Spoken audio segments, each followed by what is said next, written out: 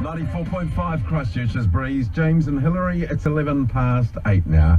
8:11. Sugar. And I'm fascinated by this because this is a woman, myself, who stops at a dairy and picks up $6 worth of lollies at times. Yeah, but you... and can eat it like a woman possessed, because my mother and father had a lolly tin. Yeah, but you haven't blown out because of it. You've got a very slim physique, I'm a sugar addict. You're lucky that you can do that, but a lot of people aren't.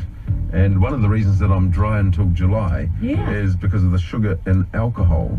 That's why, right? Yeah. Okay. And you found a lady in Christchurch who actually has written a book about it. She too shares the journey of sugar's a bad thing. Yeah, well, actually, a woman named Lee Brown sent it in to me, and she must be a friend of yours, author Mandy Tiffin. Is it Mandy or Amanda? Sorry, I beg your pardon. It's Amanda, but I also go by the name of Mandy J as well. Okay. Nice. Oh, Mandy J, is that what it is? Yeah, because, you see, I got the book sent in to me, and it's called A Life Less Sugar. And it's self-published. You've published it yourself. And you've given up sugar. Well, I haven't given it up completely, but I've reduced it back to my 6 teaspoons of sugar a day. I just don't think it's healthy to ever sort of give anything up fully. I think you should just have a little bit of everything and a little bit less of sugar and a lot more of other stuff. And what I don't get is, why is it so bad? Well, sugar creates fat. I think it also, I mean, I'm not a nutritionist and I'm not a dietitian. I personally found that when I ate a lot of sugar, I gained weight and I had a bit of a sugar bloat and I just felt awful. Yeah. I think it also aids things like illnesses. I'm not a doctor, I don't know, but I just think it feeds on illnesses. But it's just to me, it's evil. And by reducing it, it's just made my life a lot better and I'm a lot healthier and a lot smaller than what I was. Wow. So, what did you do? How do you reduce to 6 teaspoons a day? What don't you eat? Well, it's about awareness, really. You can't change if you don't know where the problem is. And it all started for me with watching that Nigel Latta documentary on sugar, and it was about a year and a half ago.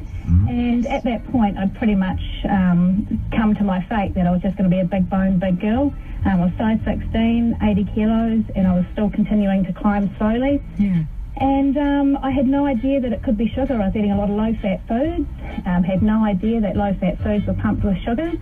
I was eating a lot of fruit, and I realised that fruit is fructose and it's better for you than white refined sugar, but you know, too much sugar is still too much sugar regardless of the form that it takes. Because you can't process it. Yeah, and I mean, I'm living proof that by just reducing my amount of sugar, my amount of fruit that I was eating, and also identifying it in other areas like milk. I didn't know that it was in milk.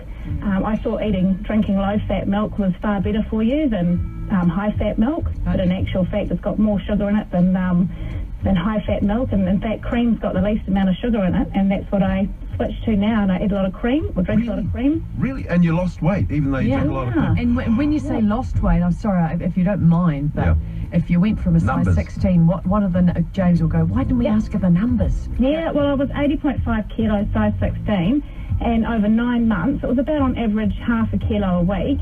I went down to size 8. Normally I'm 60 kilos, but at the moment I'm 59. And for the first time in my life, I can actually control my weight. If I want to gain weight, I eat more sugar. If I want to lose weight, I eat less sugar, and it's become the easiest thing in the world, and yet I couldn't shift the weight. I tried Weight Watchers, I tried Jenny Craig, I tried eating healthy and exercising, and just none of it worked. None of it worked. So you've got a book and a Facebook page, right? Yep, I've just created the Facebook page. Yep, we've got 80 to 90 followers on it. Okay. And we have a little support group going as well that every now and again it's just very new, because I've hit Rolliston quite hard with my book through my own self-promotion through Facebook. So last week we had a wee group meeting for, I think it was about 15 ladies that had bought my book, and we all just sat down and talked and grabbed ideas, and any questions I could answer, I did. So Amanda, I'm really happy to help. I am so going to think of you when I try to stop at a dairy. It's sort of a hormonal thing, and I'll go, Amanda says I can't do that. Well, no, that's not right. You can have whatever you like, but you've got to recognise how much sugar that you're consuming. Thank you. Yeah, so you can do whatever you like. James, you're still dry till July. You've cut out the sugar of alcohol. Yeah. Hey, Amanda, so the Facebook page is called what? It's called A Life Less Sugar. Right. And then there's a Life Less Sugar support group as well. Okay, and that's where you can pick up the book. I've got it. It's on my website, so you've got www.alifelesssugar.co.nz. Nice. Also, we've had a couple of bookstores take it on board, even in the format that it's in, self-published by my mum. We've got, she's been doing an amazing job. So we've got Scorpio Books, Christchurch and Riccarton, Paper Plus Hornby, Maryvale and South City, and also Body Audit New Zealand. It's just amazing that they've taken the book on in the format that it's in. It's just not what they would normally sell, so I'm really pleased about that. Good Really, on it them. makes sense, just common sense. Yeah. Okay. Yes, it's so nice to talk to you. Yeah. Thank you. Amanda Tiffin, her self-published book is called A Life Less Sugar. This is The Breeze, Christchurch. Thanks, Doc.